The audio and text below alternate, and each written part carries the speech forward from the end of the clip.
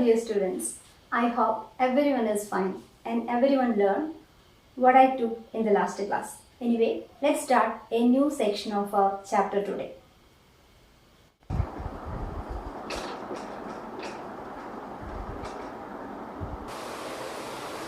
Our new section is about sexual reproduction. Life cycle of an organism has 3 phases. That means we already studied about lifespan. That means the period between birth to natural death. That is called a lifespan or a life cycle. Okay, this lifespan or life cycle has mainly 3 phases, and these phases are: first one is called a juvenile phase, and the second one is called a reproductive phase, and the third is called a senescent phase. ഓരോ ഓർഗാനിസത്തിൻ്റെയും life സൈക്കിളിനെ നമുക്ക് 3 faces ആയിട്ട് classify ചെയ്യാം.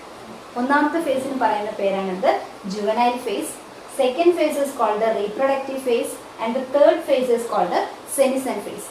Life cycle നമ്മൾ already പഠിച്ചു കഴിഞ്ഞതാണ്. Life cycle birth to natural death വരെയുള്ള പീരീഡിനാണ് എന്ത് പറയുക, ലൈഫ് സ്പാൻ എന്ന് പറയുന്നത്.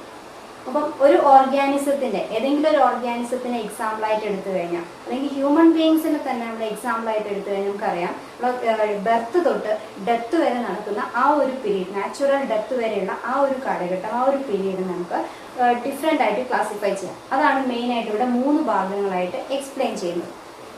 ബർത്ത് ടു, നമ്മളെ ബർത്ത് നടന്നതിന് ശേഷം അത് തൊട്ട് ഉള്ള എന്താണ് ഇൻഫൻസി, ദെൻ ചൈൽഡ്ഹുഡ്, അങ്ങനെ അവസാനം നമ്മൾ ഒരു മെച്യൂർ സ്റ്റേജിലേക്ക് എത്തും, അഡോളസെൻസിലേക്ക് എത്തുമ്പോഴേക്കും മെച്യൂരിറ്റിയിലേക്ക് എത്തുന്ന ഒരു കാലഘട്ടമുണ്ട്. That means that first phase means period of growth and maturity. അതിന് പറയുന്നതാണ് എന്ത്, juvenile phase. So juvenile phase is a period prior to reproductive stage. That means adolescent സ്റ്റേജിലാണ് എന്ത് ചെയ്യുന്നത്, നമ്മൾ റീപ്രൊഡക്റ്റീവ് മെച്യൂരിറ്റി അറ്റൈൻ ചെയ്യുന്നത്. അപ്പോൾ അതുവരെയുള്ള ആ അറ്റൈൻ ചെയ്യുന്നത് വരെയുള്ള പീരീഡിനാണ് എന്ത് പറയുക, ജുവനൈൽ ഫേസ് എന്ന് പറയാം. Once again it is a period prior to reproductive stage. Prior means മുൻപേ. റീപ്രൊഡക്റ്റീവ് സ്റ്റേജ് നമ്മൾ നെക്സ്റ്റ് പഠിക്കാൻ പോവുകയാണ്. അതിന് മുൻപേ ഉള്ള സ്റ്റേജിന് പറയുന്നതാണ് juvenile face.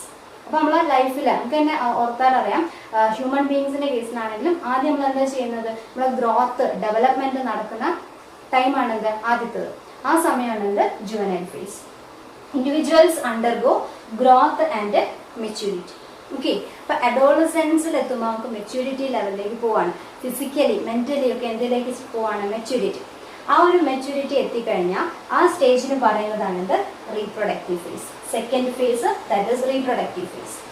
It is a period of reproduction or offspring production. നമുക്ക് മെച്യൂരിറ്റി എത്തിക്കഴിഞ്ഞാൽ ഒരു organism, if an organism is capable to produce its offspring, that stage is called the reproductive phase. Offspring term already നമ്മൾ പഠിച്ചതാണ്, പറഞ്ഞു കഴിഞ്ഞതാണ്. Young വൺസിനെ form ചെയ്യാൻ capacity attain ചെയ്യുന്ന ആ സ്റ്റേജിന് പറയുന്നതാണ് ഇത് റീപ്രൊഡക്റ്റീവ് ഫേസ്. ദെൻ നെക്സ്റ്റ് പിന്നെ എന്താണുള്ളത്, ഏജിങ് എന്ന് പറയുന്ന പ്രോസസ്സിലേക്കാണ് പോകുന്നത്. ഇപ്പോൾ റീപ്രൊഡക്റ്റ് നമ്മൾ യങ് സ്റ്റേജ് ആയിരിക്കുന്ന സമയത്ത്, അല്ലെങ്കിൽ ആ ഒരു യങ് ഏജ് കഴിഞ്ഞ് കുറച്ചുകൂടെ കാലം കഴിയുമ്പോൾ എന്ത് ചെയ്യും, നമ്മൾ ഏജിങ്ങിലേക്ക് പോവുകയാണ്. അപ്പോൾ ഓൾ ഫിസിയോളജിക്കൽ പ്രോസസ്സ് എന്ത് ചെയ്യും, റിവേഴ്സിലാണ് വരിക. That means there is a deterioration in our growth. Clear? ആ ഒരു സ്റ്റേജിനാണ് എന്ത് പറയാ, സെനിസെന്റ് ഫേസ് എന്ന് പറയാം.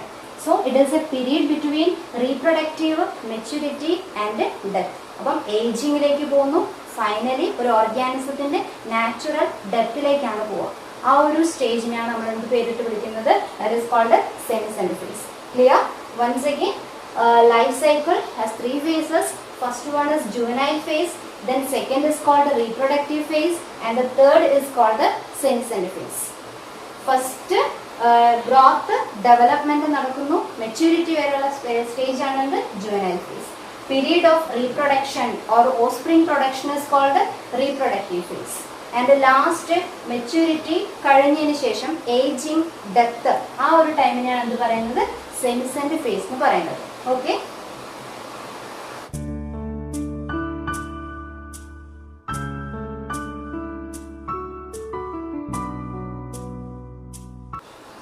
our next section is about reproductive phase.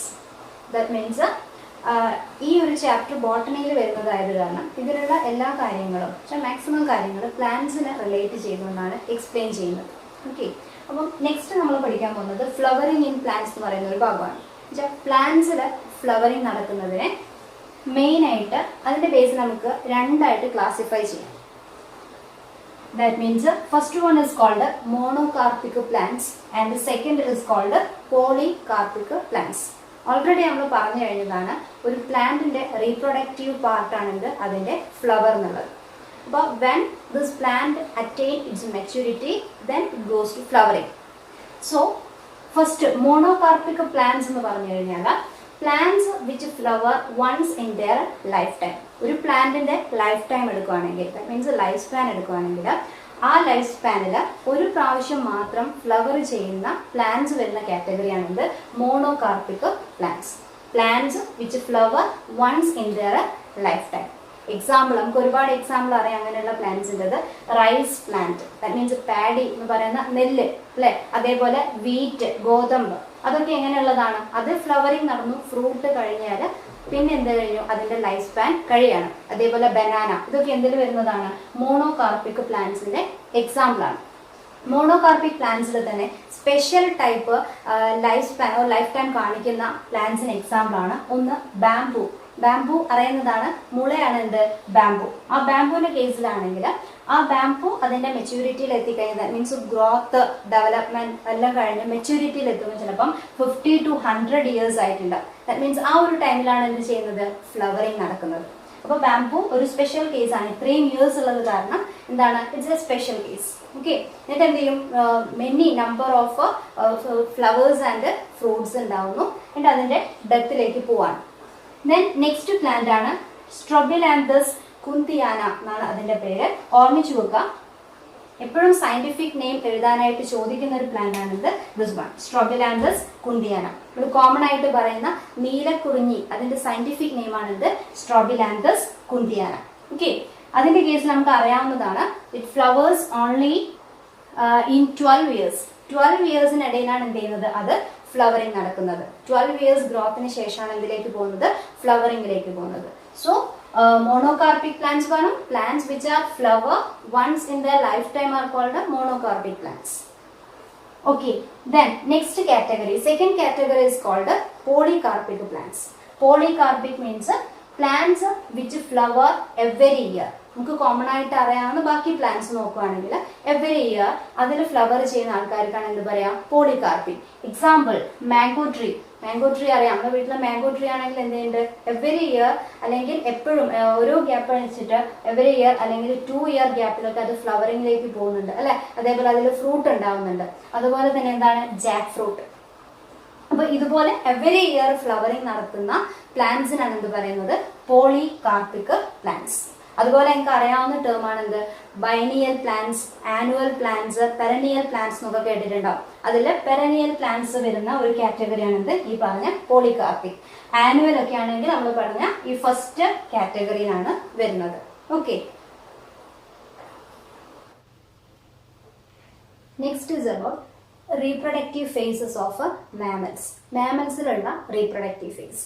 Mammals എന്ന് പറഞ്ഞു കഴിഞ്ഞാൽ എന്താ അറിയാലോ, മാമൽസ് നമ്മൾ കേട്ടതാണ്. മാമൽസ് ഓർ സസ്തനികൾ പറയാറുണ്ട് അല്ലെ, മലയാളത്തിൽ അങ്ങനെയാണ് പറയുന്നത്, സസ്തനികൾ.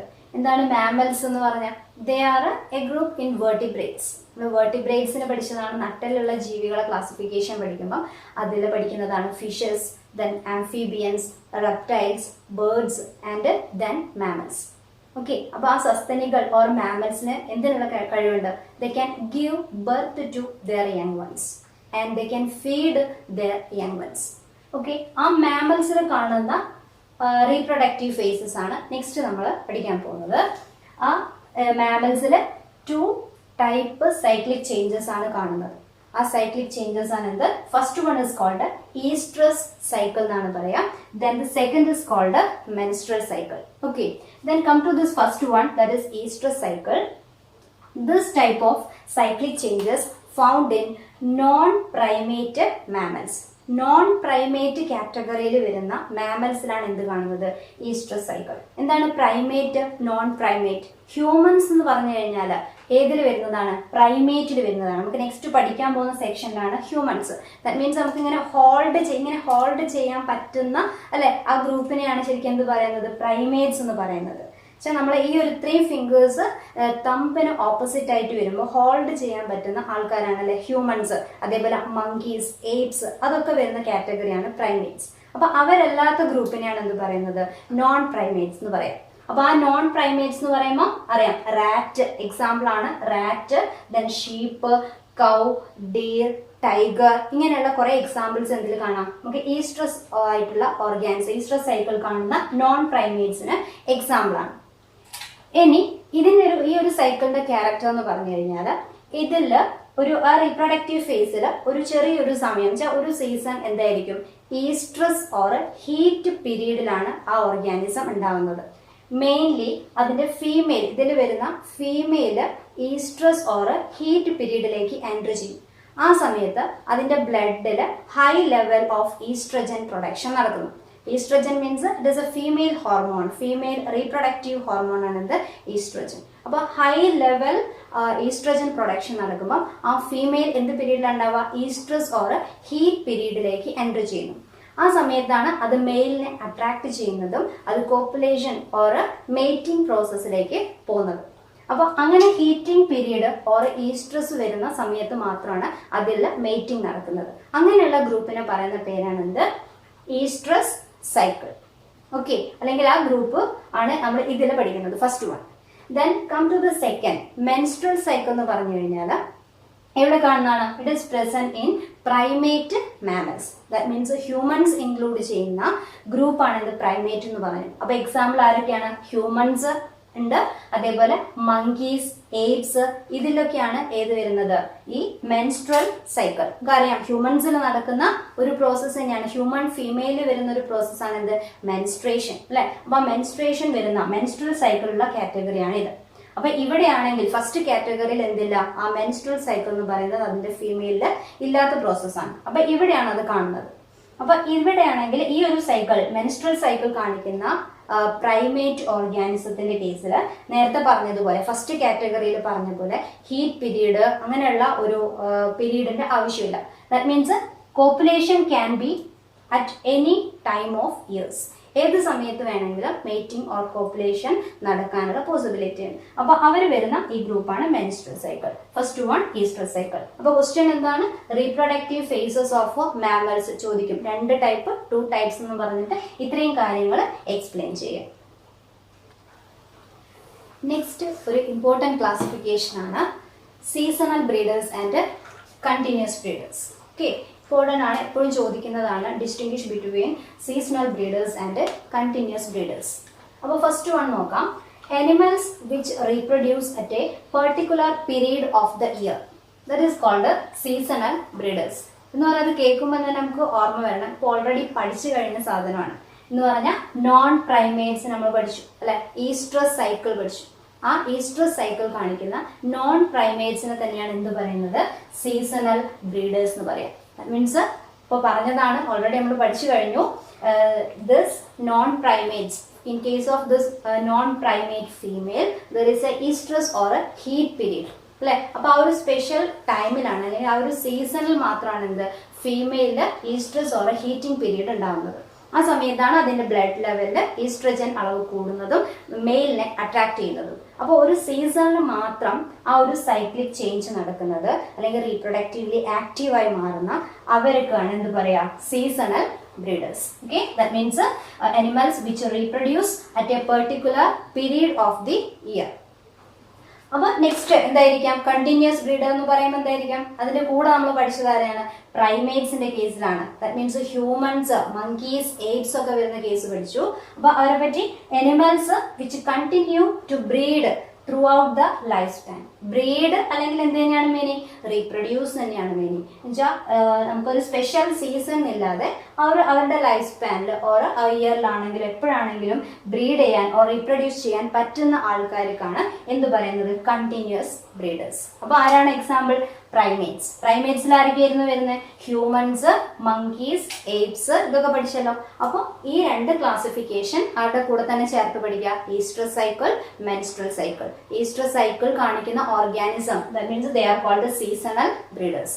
Menstrual cycle related with this continuous breeders. Okay. Hello students, മഴക്കാലമാണെന്ന് അറിയാലോ, അതുകൊണ്ട് വീഡിയോനിടയിൽ ചെറിയൊരു ഡിസ്റ്റർബൻസ് ഉണ്ടാവും. But you please focus on your class and study well. So let's wind up today's class. Class എല്ലാവർക്കും ഇഷ്ടപ്പെട്ടെന്ന് വിചാരിക്കുന്നു. ഇഷ്ടപ്പെട്ടിട്ടുണ്ടെങ്കിൽ നമുക്ക് ലൈക്ക് ചെയ്യാം. തുടർന്നുള്ള എല്ലാ ക്ലാസ്സിൻ്റെയും നോട്ടിഫിക്കേഷൻ കിട്ടാൻ വേണ്ടിയിട്ട് സ്വാതി സ്വാഗത് ട്യൂട്ടോറിയൽസ് എന്ന് പറയുന്ന ഈ ചാനൽ സബ്സ്ക്രൈബ് ചെയ്യുക. Thank you.